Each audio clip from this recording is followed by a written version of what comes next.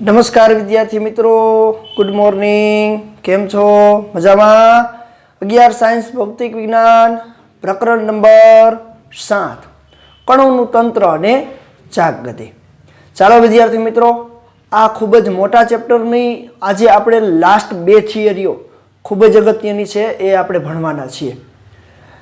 हवे आगळ आपणे 23मा लेक्चरनी अंदर वात करी के कोईपण पदार्थ छे ए पदार्थनी चाक गति अने झड़त्वनी चाक मात्रा, कोणीय वेगमान आ बधा एकबीजा साथेना शुं संबंध दर्शावे छे एनी आपणे चर्चा करी। आज आपणे लेक्चर नंबर 24 जेनी अंदर आपणे लास्ट बे थियरीओ आ चेप्टरनी भणवानी छे अने बे थियरीओ खूब ज अगत्यनी छे। तो आजनी पहेली थियरी आपणी छे गबड़ती गति एटले के रोलिंग मोशन।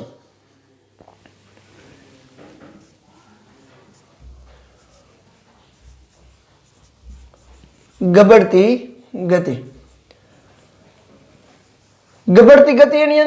अंदर पहलो प्रश्न आपणे आज जोवानो छे के समतल सपाटी पर सरक्या वगर, समतल सपाटी उपर सरक्या वगर गबड़ती गति माटेनी शरत, गबड़ती गति माटेनी शरत एटले के गबड़ती गति करता कोईपण पदार्थ छे एटले के रोलिंग मोशन करता कोईपण वर्तुळाकार पदार्थ माटे सरक्या वगर एना द्रव्यमान केंद्रना वेगना सूत्रने आपणे तारववानुं छे। एटले के ए पदार्थनुं दरेक कणनो वेग ए केवो होय एनी आपणे चर्चा करवानी छे। तो पहेलो प्रश्न छे आजनो गबड़ती गतिमां सरक्या वगर, सरक्या वगर समतल सपाटी पर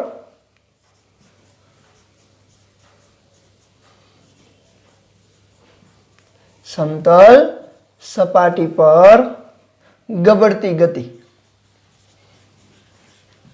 माटेनी शरत।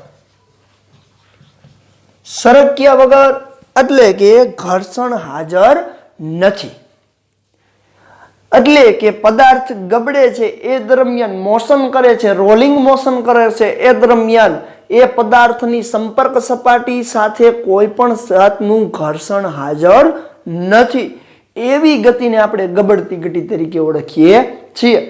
तो याद करो सौथी पहेलो लेक्चर, सौथी पहेलो लेक्चर एनी अंदर आपणे बे प्रकारनी गतिनो अभ्यास कर्यो हतो।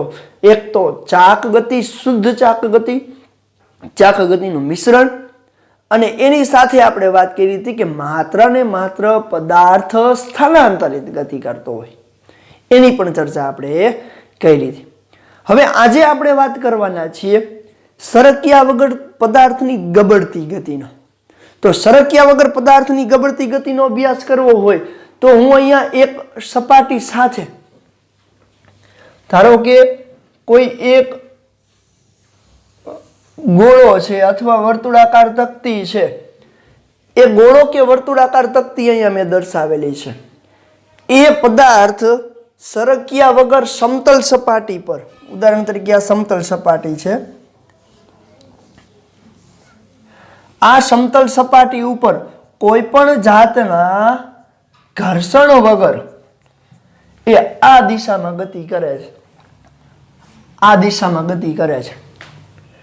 तो हवे तमे आ पदार्थ उदाहरण तरीके आ शुं शुं होई शके तो कि गोळो होई शके, तकती होई शके, रिंग होई शके, कई पण होई शके। रेडी? એટલે કે આ પદાર્થની અંદર એક ગોળો છે, ગોળાકાર તકતી છે અથવા તો વાહનનું કોઈ પૈડું છે એમ પણ કેવું હોય તો કહી શકાય। અત્યારે હું આને વિચારું છું કે આ ગોળાકાર તકતી છે અથવા ગોળો છે તો આ ગોળાનું દ્રવ્યમાન કેન્દ્ર અહીંયા હશે। તો જો ઈ આ દિશામાં ગતિ કરતો હોય તો આપણે પહેલા જ લેક્ચરમાં ભણી ગયા કે આનું દ્રવ્યમાન કેન્દ્ર એ સમક્ષિતિજ સપાટીને સમાંતર જ આગળ વધતું હોય। VCM is equal to R omega अनुसार, V is equal to R omega अनुसार आज दिशा में आगळ वधतुं होय। हवे आपणे वात करवी छे के जो आ દરેક બિંદુએ એનું દરેકે દરેક કણ એ કઈ રીતે એના વેગ ઘટકનો તફાવત દર્શાવે છે અને એ આ સૂત્રને કેવી રીતે અનુસરે છે. તો અહીંયા હું છે એ આપેલ આ ગોળાકાર તકતીના 3 કણ લઈ લો. એક કણ હું અહીંયા લઉં છું, એક દ્રવ્યમાન કણ જેને હું P0 નામ આપું છું. બીજું કણ હું અહીંયા ઉપર લઉં છું જેને હું P1 નામ આપી દઉં. ત્રીજું તકતીની અંદર કોઈ પણ જગ્યાએ લઈ લો, ઉદાહરણ તરીકે અહીંયા એ P2 છે. પેલા આકૃતિને સમજતા જઈ અને એનું વર્ણન કરતા જઈએ. ચાલો, P1 બિંદુએ પદાર્થનો વેગ સ્પર્શકની દિશામાં અને ગતિની દિશામાં લઉં તો P1 બિંદુએ આનો વેગ આ દિશામાં V1 જેટલો હશે. તો એ વેગ ના 2 ઘટકો અહીંયા હાજર હોય. એ વેગના 2 ઘટકો હાજર હોય. આ વેગનો ઘટક અત્યારે દ્રવ્યમાન કેન્દ્રની દિશામાં જ છે તો V1 ના 2 ઘટકો અહીંયા હાજર હશે. એટલે કે V1 ના 2 ઘટકો, એક તો ત્રિજ્યાવર્તી દિશામાંનો ઘટક VR આ દિશામાં લઈ જવા માટે પ્રયત્ન કરશે. એટલે કે વર્તુળમય ગતિ કરતા પદાર્થમાં P1 બિંદુએ કણના 2 ઘટકો હાજર હોય વેગના. એક તો કેન્દ્રગામી ઘટક અને આ ઘટક. તો પરિણામી વેગની દિશા આપણે શોધી શકીએ છીએ ત્રિકોણની રીતથી. તો જોવો જોઈએ, પહેલા હું અહીંયા વર્ણન કરું છું કે આકૃતિમાં દર્શાવ્યા પ્રમાણે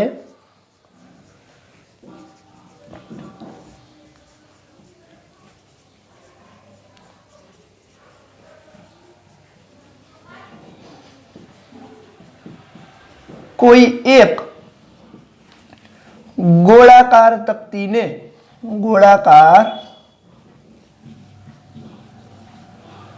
તકતીને સમતલ સપાટી પર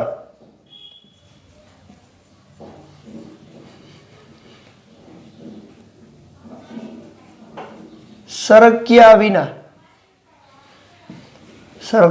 વિના અથવા તો સરક્યા વગર ગતિ કરતી દર્શાવેલ છે.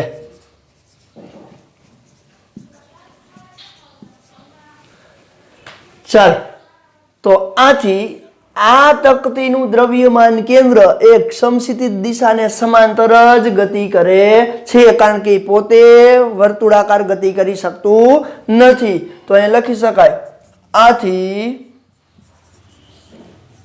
આ તકતીનું દ્રવ્યમાન કેન્દ્રનો વેગ સમતલ સપાટીને સમાંતર જ રહે છે અને એ વેગ centre of mass VCM = R omega અનુસાર મળે છે. V = R ઓમેગા અનુસાર. હવે આકૃતિમાં આ વર્તુળાકાર તકતીમાં ગોળાકાર તકતીમાં P1 બિંદુની વાત કરું તો જોવો જોઈએ, દરેક કણનો તકતીનો દરેક કણ પરનો વેગ 2 ઘટકો આપે. વેગના 2 ઘટકો આપે છે. અહીં ગોળાકાર તકતીના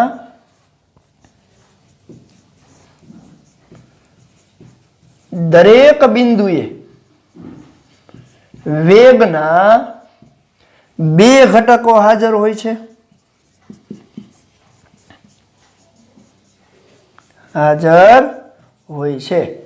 આથી આકૃતિ પરથી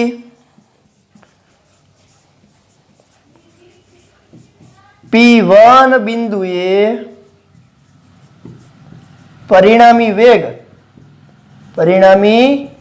વેગ હું V1 લઉં તો V1 = V of R ની દિશામાંનો વેગ વત્તા VCM.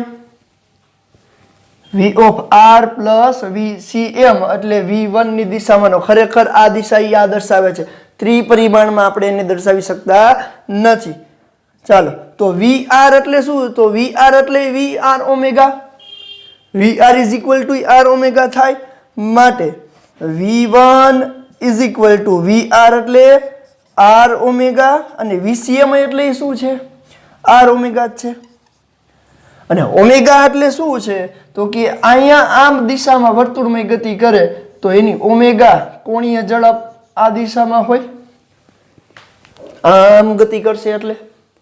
તો માટે P1 બિંદુએ એનો વેગ કેટલો મળે છે? 2R omega. 2R ઓમેગા હશે. હવે વાત કરવી છે P0 બિંદુએ. તો P0 બિંદુએ દ્રવ્યમાન કેન્દ્રનો વેગ આ દિશામાં છે. P0 બિંદુએ દ્રવ્યમાન કેન્દ્રનો વેગ આ દિશામાં છે. P0 બિંદુએ આનો વેગ આ દિશામાં થશે, કારણ કે એ ક્ષણિક માટે સ્થિર હશે. તમે જોજો, એટલે કે હું અહીંયા વાત કરું તો આનો વેગ ક્ષણિક માટે આ દિશામાં આમ જશે, સ્પર્શકની દિશામાં વેગ હશે, એ આમ રોલિંગ કરે છે એટલે. તો બંને એકબીજાની વિરુદ્ધ દિશામાં અને સમાન મૂલ્યના વેગ થશે. તો P0 બિંદુએ અક્ષ પર થોડી વાર માટે આ બિંદુ એટલે કે સમતલ પર આ બિંદુ થોડી વાર માટે સ્થિર થઈ જાય. એ કેમ ખબર પડે થોડી વાર માટે એ સ્થિર થઈ જાય છે? તો એનો પરિણામી વેગ શૂન્ય થઈ જાય ત્યારે આપણે એવું કહી શકીએ કે એ થોડી વાર માટે સ્થિર થાય છે. તો ચાલો, એ થોડી વાર માટે સ્થિર થાય છે એ કેમ ખબર પડશે? તો કે જોવો જોઈએ, આનો પરિણામી વેગ V0 આ દિશામાં, VCM આ દિશામાં.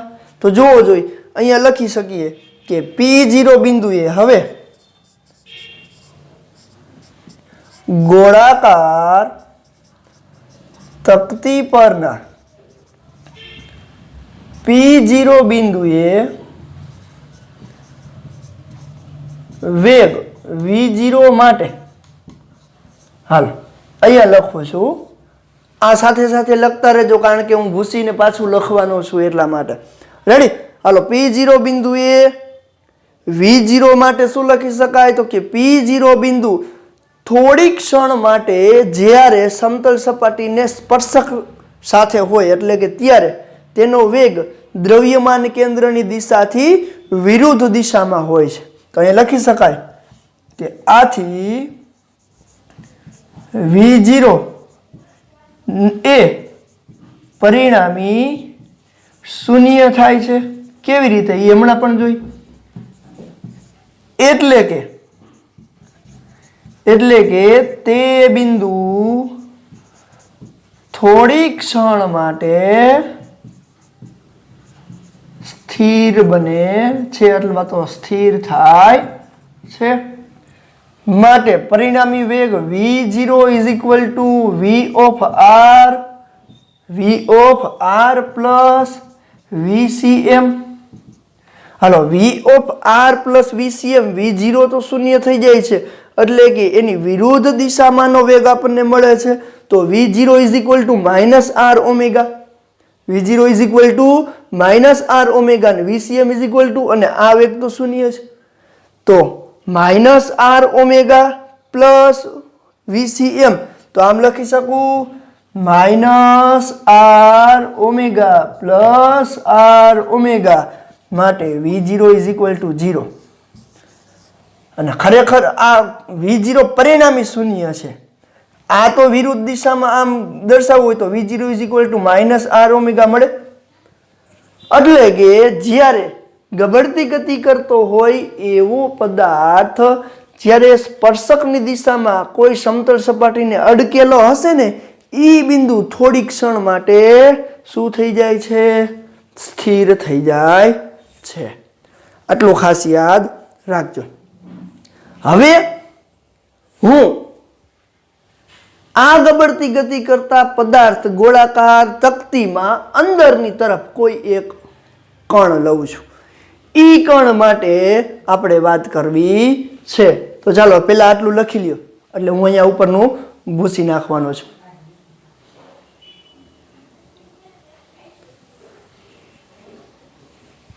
ચાલો,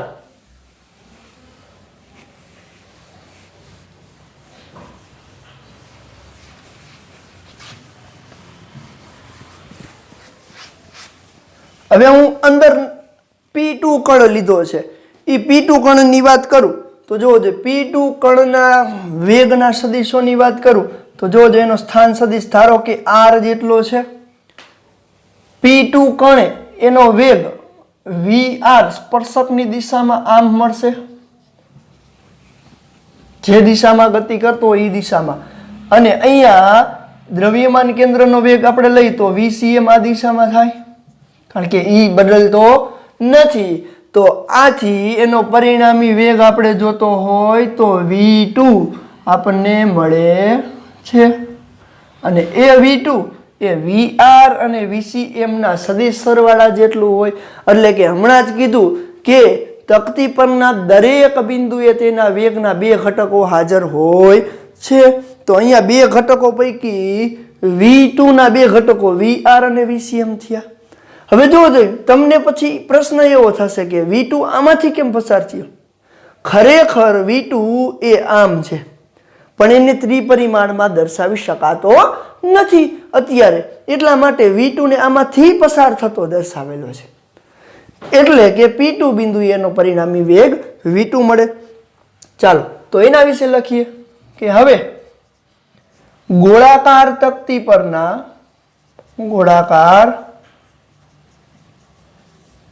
પરના P2 બિંદુએ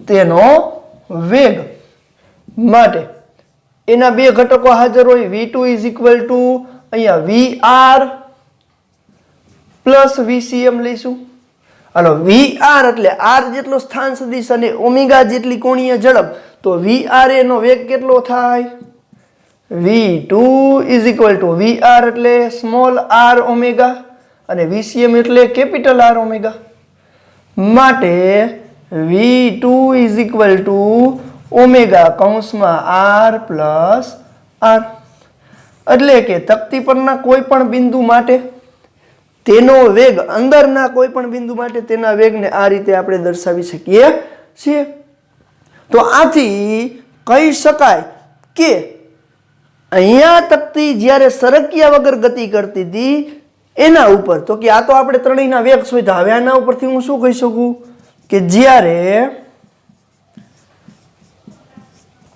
ગોળાકાર તકતીનો એક બિંદુ એ સપાટીને સ્પર્શેલ હોય ત્યારે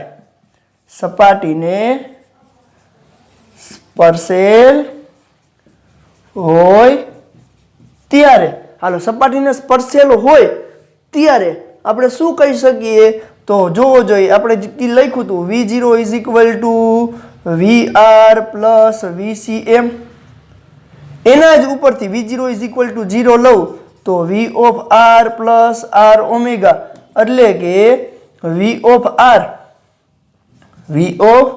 is equal two minus r omega અને ઈ r ઓમેગા એ કોને સમતુલ્ય છે તો કે vcm is equal two r omega ને સમતુલ્ય છે આથી ગબડતી ગતિ કરતા કોઈ પણ પદાર્થના વેગનું મૂલ્ય કોઈ પણ પદાર્થના કોઈ પણ બિંદુએ તેનું મૂલ્ય એ વેગના બે ઘટક હાજર છે એવું દર્શાવે છે જેથી આપણે કહી શકીએ કે પદાર્થ સરક્યા વગર સમતલ સપાટી પર ગબડતી ગતિની શરત એ વેગના બે ઘટક પર આધાર રાખે છે અને એ વેગના બંને ઘટકો એની પરિણામી દિશા સાથેના સદિશ સરવાળા સાથે આપણે લઈએ છીએ હવે તો તમને એમ થાય કે ચાલો અહીંયા આપણે લેવું હોય તો એ બિંદુ ધારો કે P3 છે P3 બિંદુ એનો સ્થાન સદિશ r છે અથવા હું અત્યારે r3 લઉં તો તમે કોઈ પણ કણ માટે અહીંયા પરિણામી વેગ vr3 લઈ શકો અને એ માટેનો આ ઘટક આ દિશામાં જાય vcm તો તમે કોઈ પણ બિંદુએ એના માટેનો પરિણામી વેગ તમે શોધી શકો છો તો એ જ રીતે કે જે ત્રિકોણની રીતથી આપણે શોધીએ છીએ આથી સરક્યા વગર સમતલ સપાટી પર ગબડતી ગતિની શરત એ એના કેના પર આધાર રાખે vcm is equal to R omega પર આધાર રાખે છે, જ્યાં આર બરાબર ગોળો કે ગોળાકાર તકતી કે પણ કોઈ પણ ગોળાકાર પદાર્થનો ત્રિજ્યા અને ઓમેગા એટલે એની કોણીય ઝડપ. તો આ છે સરક્યા વગર સમતલ સપાટી પર ગબડતી ગતિની શરત. એકદમ સરળ છે, સ્ક્રીનશોટ લઈ લેજો.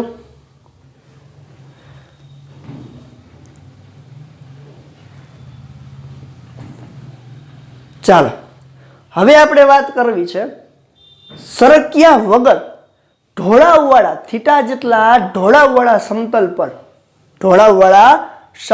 પર સરક્યા વગર ગતિ ની ગતિ ઉર્જાનું સૂત્ર અને વેગનું સૂત્ર મોસ્ટ આઈએમપી છે.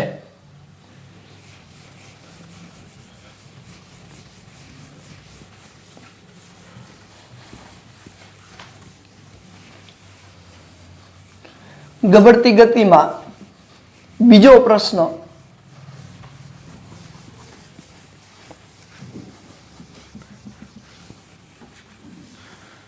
ઢોળાવવાળા સમતલ પર સરક્યા વિના ગતિ માટે ગતિ ઉર્જા અને વેગનું સૂત્ર.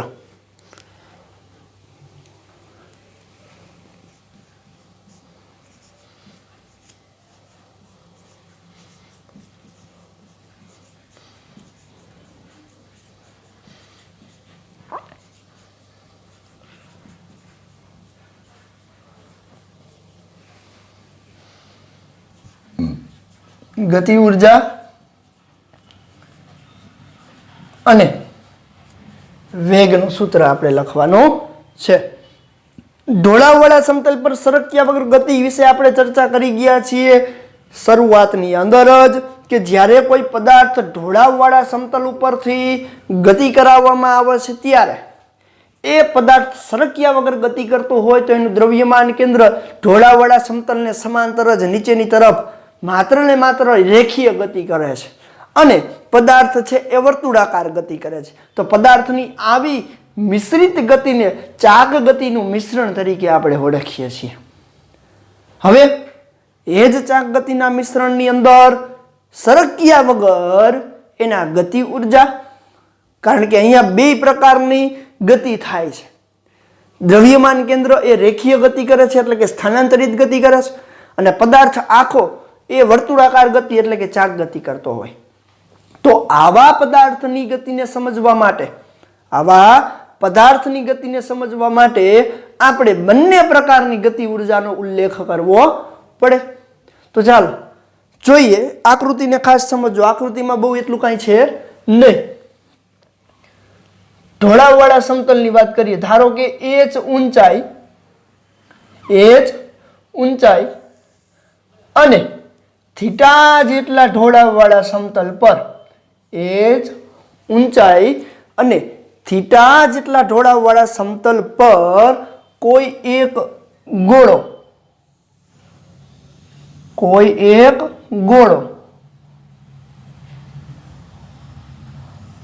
સરક્યા વિના ગબડતી ગતિ કરે છે. હવે આના ઉપર લાગતા બળની ચર્ચા કરીએ ને 5મા ચેપ્ટર પ્રમાણે, તો આપને ખબર છે કે જો સરક્યા વિના ગડબડતી ગતિ કરતો હોય છે તો, અને જો એના ઉપર ઘર્ષણ બળ લાગતું હોય છે તો, જો એના ઉપર ઘર્ષણ બળ લાગતું હોય ને તો એના ઉપર ઉપરની તરફ F જેટલું બળ લાગે. આ તો માત્ર ને માત્ર એના બળના કિસ્સાઓની ચર્ચા કરીએ છીએ, પણ જરૂર નથી. પદાર્થમાં આ બિંદુએ નીચેની તરફ લાગતું બળ mg હોય, એને સમતોલવા માટે લંબ રૂપે લાગતું બળ n હોય, લંબ બળ n હોય. જો એને આમ લંબાવવામાં આવે તો એ આ mg cos θ આપે. આપણે બધાને ખબર છે એના ઘટકોની. રેડી? આ જે ગતિ છે ને એ દ્રવ્યમાન કેન્દ્રની ગતિ છે. VCM r omega. શું કામ એ VCM r ઓમેગા મેં અત્યારે દર્શાવ્યું? કારણ કે સરક્યા વગર ધારો કે થીટા જેટલા ઢોળાવવાળા સમતલ પર અને h ઊંચાઈએથી એ નીચેની તરફ એચ ઊંચાઈએથી એ નીચેની તરફ સરક્યા વિના આ ગોળો કે ગોળાકાર તકતી એ નીચેની તરફ આવે તો સૌપ્રથમ હું એચ ઊંચાઈ એ ગોળાને ધારું અને ત્યારે એ સ્થિર છે તો ત્યારે એ સ્થિર સ્થિતિમાં હશે તો એને ઝાલી રાખવો પડશે ત્યારે એની સ્થિતિ ઉર્જા હાજર હશે W બરાબર અથવા U બરાબર mgh જેટલી જેવો એને મૂકી દેવામાં આવશે તરત જ એ સ્થિતિ ઉર્જાનું ગતિ ઉર્જામાં રૂપાંતર થાય અને એ ગતિ ઉર્જા બે ગતિ ઉર્જા સ્વરૂપે સ્થિત બને કઈ કઈ એક તો દ્રવ્યમાન કેન્દ્રની સ્થાનાંતરિત ગતિના કારણે કેવી ગતિ થાય તો કે vcm જેટલા વેગથી એ ગતિ ઉર્જા સ્થાનાંતરિત ગતિ ઉર્જા એટલે 1/2mv². બીજી ગતિ ઉર્જા ચાક ગતિ ઉર્જા I જેટલી જડત્વની ચાક માત્રા અને k જેટલી ચક્રાવર્તનની ત્રિજ્યા સાથે સંબંધ દર્શાવે અને ઓમેગા જેટલી કોણીય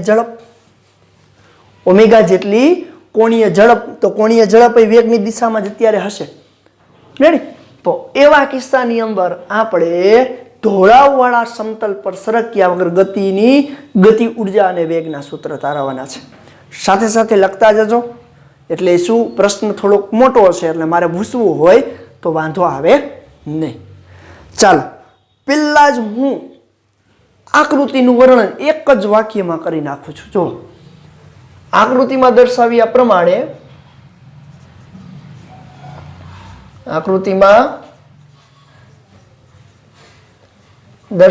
પ્રમાણે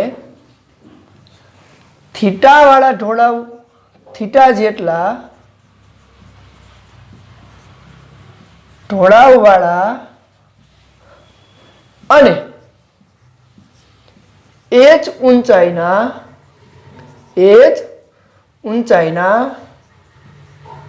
સમતલ પરથી r ત્રિજ્યાના અથવા r ત્રિજ્યાની ગોળાકાર તકતી I જેટલી જડત્વની ચાક માત્રા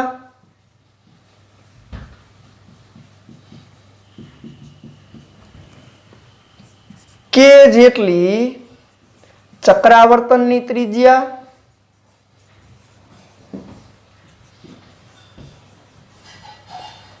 અને ઓમેગા જેટલી કોણીય ઝડપથી સરકે છે ઓમેગા જેટલી કોણીય ઝડપથી ગબડતી ગતિ કરે છે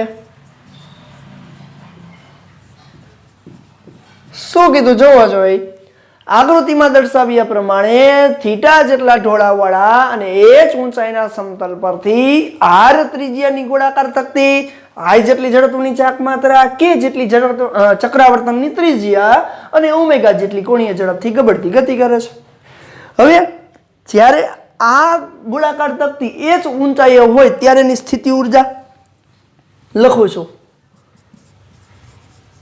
આ તકતી એચ ઊંચાઈએ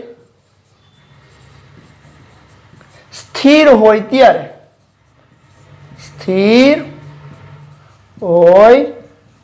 ત્યારે તેની સ્થિતિ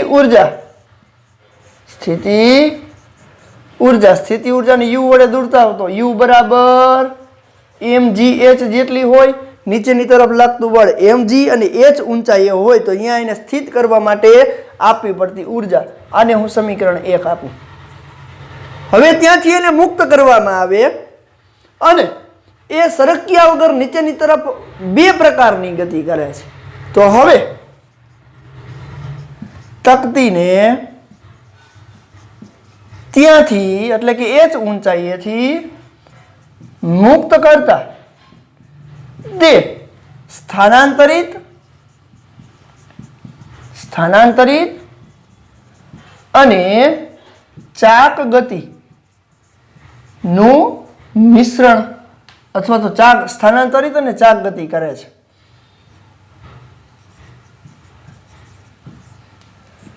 આથી આથી તકતીની કુલ ગતિ ઉર્જા કુલ ગતિ ઉર્જાને હું કે વડે દર્શાવું તો કે ઇઝ ઇક્વલ ટુ કુલ ગતિ ઉર્જા એટલે કઈ ગતિ ઉર્જા તો કે રેખીય ગતિ ઉર્જા પ્લસ ચાક ગતિ ઉર્જા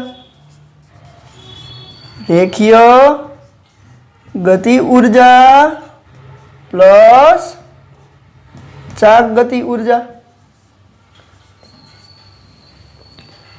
ચાલો આ રેખીય ગતિ ઉર્જા પ્લસ ચાક ગતિ ઉર્જાની અંદર આપણે શું લખવાનું છે હવે તો રેખીય ગતિ ઉર્જા એટલે k is equal to 1/m(v)cm² plus ચાક ગતિ ઉર્જા એટલે 1/i(ω²) જ્યાં i બરાબર જડત્વની ચાક માત્રા ઓમેગા એટલે કોણીય ઝડપ તો હું અહીંયા પેલા લખી નાખું છું કે જ્યાં i is equal two mk², capital કે કરું અથવા સ્મોલ કે જ રાખું છું, અહીંયા કેપિટલ કે એટલે આપણે ગતિ ઉર્જા લીધી તો ચાલો i બરાબર mk², જ્યાં k બરાબર ચક્રાવર્તનની ત્રિજ્યા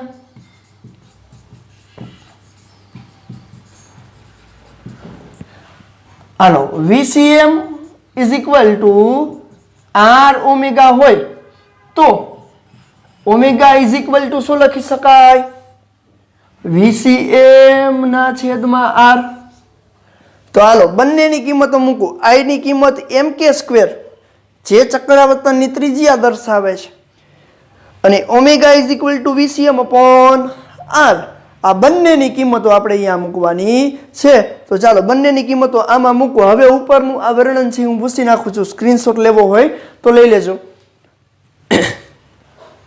તો શું થશે જોવો જોઈએ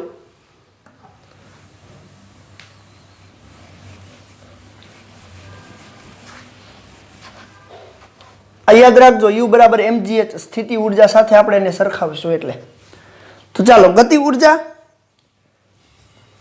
k is equal to 1/m(v)cm² plus 1/m(m).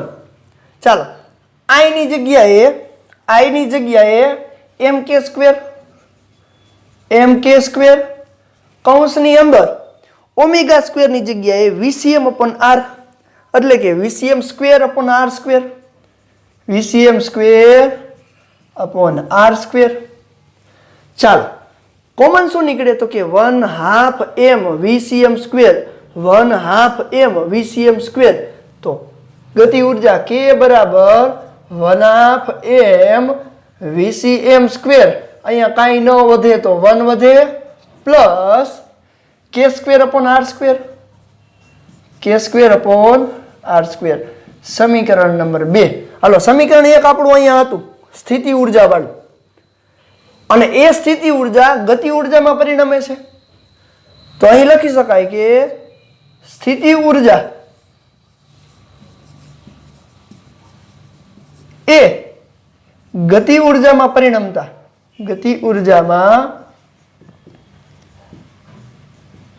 પરિણમતા સમીકરણ 1 અને 2 ને સરખાવતા. હલો સમીકરણ 1 એટલે u બરાબર ગતિ ઉર્જા કે હાલો u એટલે શું છે u એટલે શું છે mgh u એટલે mgh માટે mgh ઇઝ ઇક્વલ ટુ હાલો ગતિ ઉર્જાનું સૂત્ર મળી ગયું છે સમીકરણ 2 એ ગતિ ઉર્જાનું સૂત્ર છે જે આપણો એક પ્રશ્ન હતો હવે આપણે એના વેગના સૂત્ર તરફ જઈએ છીએ આ સૂત્ર છે એની ગતિ ઉર્જાનું સૂત્ર છે હાલો ગતિ ઉર્જા સ્થિતિ ઉર્જા એ ગતિ ઉર્જામાં પરિણમે તો k બરાબર શું લખી શકું 1/m(v)cm² કૌંસની અંદર 1 પ્લસ k² અપોન r². આ જે k છે એ ગતિ ઉર્જાનો છે આ છે એ જડત્વની ચક્રાવર્તનની ત્રિજ્યાનો છે તો m કટ આઉટ થઈ જાય 2 સામે જાય VCM સ્ક્વેર ને કરતા બનાવ તો શું થશે? VCM સ્ક્વેર બરાબર 2GH 2GH અને નીચે લઈ જાઓ શું થાય? 1 plus K square upon R square 1 plus K square upon R square માટે VCM અથવા તો V ઇઝ ઇક્વલ ટુ કૌંસની અંદર આમ લખી શકું 2GH upon 1 plus K square upon R square એની હોલ 1/2 ઘાત એટલે કે વર્ગમૂળ જ કહેવાય ને. તો આ છે ઢોળાવવાળા સમતલ પરથી પદાર્થ સરક્યા વગર ગતિ કરે એ દરમિયાન એની ગતિ ઉર્જાનું સૂત્ર અને એના વેગનું સૂત્ર. તો આના ઉપરથી વેગ ઉપરથી કહી શકાય, જોવો જોઈએ, વેગ ઉપરથી કહી શકાય કે ઢોળાવવાળા સમતલ પરથી પદાર્થ સરક્યા વિના ગતિ કરતો હોય ત્યારે એનો વેગ દળ પર આધારિત નથી. જોવો જોઈએ ક્યાંય દળનું પરિમાણ આવ્યું છે અહીંયા? તો તમને પ્રશ્ન એવો થશે તો એ કોના પર આધારિત છે? ચક્રાવર્તનની ત્રિજ્યા પર આધારિત છે, દળ પર આધારિત નથી. એનો મીનિંગ એવો થયો કે જેની ચક્રાવર્તનની ત્રિજ્યા સમાન હશે એવા પદાર્થને અહીંયાથી સરકાવશો તો એ બંને એક સાથે એક સરખા વેગથી નીચેની તરફ પડશે. તો એના માટેની ચર્ચા પણ આપણે સ્વાધ્યાયના દાખલાની અંદર કરવાના છીએ. એકદમ સરળ સૂત્ર છે, સૂત્રની અંદર કાંઈ છે નહીં એટલે તમે સરળતાથી લખી શકશો. ચાલો જોઈ લેજો.